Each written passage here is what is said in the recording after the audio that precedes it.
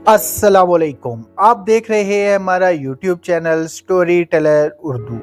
ये कहानी है एटमी ताकत की, वो ताकत जो इंसान ने खुद बनाई मगर जिससे खुद इंसान भी खौफ खाता है। दूसरी जंग अजीम के आखिरी दिनों में जब जापान के शहर हिरोशिमा और नागासाकी पर एटम बम गिराए गए तो दुनिया ने पहली बार इस ताकत की तबाही को अपनी आंखों से देखा। इस लम्हे के बाद दुनिया कभी पहले जैसी ना रही। इसी वाक़े के बाद एक खामोश मगर ख़तरनाक दौड़ शुरू हुई जिसे हम एटमी हथियारों की दौड़ कहते हैं।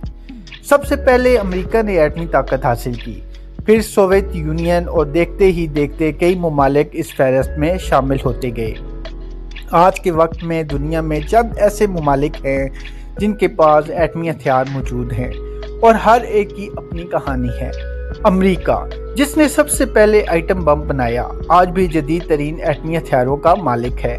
इसके पास हज़ारों वारहेड्स मौजूद हैं और इसकी टेक्नोलॉजी मुसलसल तरक्की कर रही है। रूस, जो पहले सोवियत यूनियन था, एटमी ताकत के मैदान में अमेरिका का सबसे बड़ा हरीफ रहा है। इसके पास भी दुनिया के सबसे ज़्यादा एटमी हथियारों में से एक बड़ी तादाद मौजूद है। ये दोनों ममालिक आज भी इस ताकत के हवाले से दुनिया में सबसे आगे समझे जाते हैं। फिर आता है चीन, एक तेज़ी से तरक्की करता हुआ मुल्क जिसने खामोशी से अपनी एटमी ताकत को बढ़ाया है और आज वो दुनिया की बड़ी एटमी ताकतों में शुमार होता है। इसके बाद फ्रांस और बरतानिया हैं जो यूरोप के वो ममालिक हैं जिन्होंने अपनी दिफाई हिकमत अमली के तहत एटमी हथियार बनाए और आज भी उनके पास महदूद मगर ताकतवर एटमी ज़ख़ीरा मौजूद है। जनूबी एशिया में आते हैं तो पाकिस्तान और भारत की कहानी सबसे ज़्यादा दिलचस्प और हसास है। भारत ने 1974 में अपना पहला एटमी तजर्बा किया जिसके बाद खित्ते में ताकत का तवाज़ुन बदल गया। पाकिस्तान ने 1998 में कामयाब एटमी तजर्बात करके दुनिया को हैरान कर दिया और यूं वो इस्लामी दुनिया का पहला एटमी मुल्क बन गया। इसके बाद से दोनों ममालिक के दरमियान एक नाजुक तवाज़ुन कायम है जो खित्ते में अमन के लिए इंतहाई अहम समझा जाता है।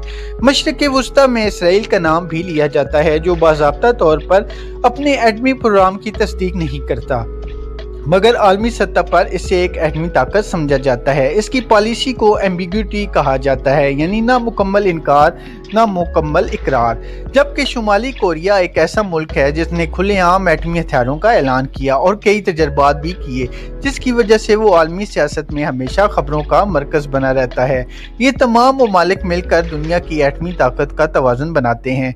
कुछ ममालिक ऐसे भी हैं जिन्होंने एटमी हथियार बनाने की सलाहियत हासिल की मगर उन्होंने रज़ाकाराना तौर पर इससे दस्तबरदारी इख्तियार कर ली, जैसे कि जनूबी अफ्रीका जो कभी एटमी हथियार रखता था मगर बाद में इसे ख़त्म कर दिया।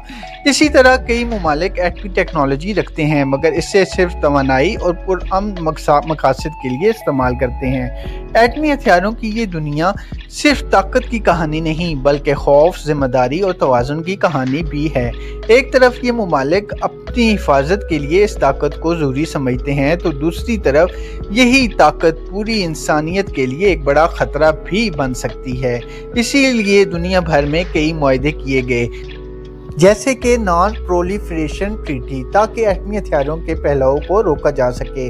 आज भी दुनिया एक नाजुक तवाज़ुन पर खड़ी है, एक ऐसा तवाज़ुन जहां एक छोटी सी गलती, एक गलत फैसला, एक गलत फहमी पूरी दुनिया को तबाही की तरफ ले जा सकती है।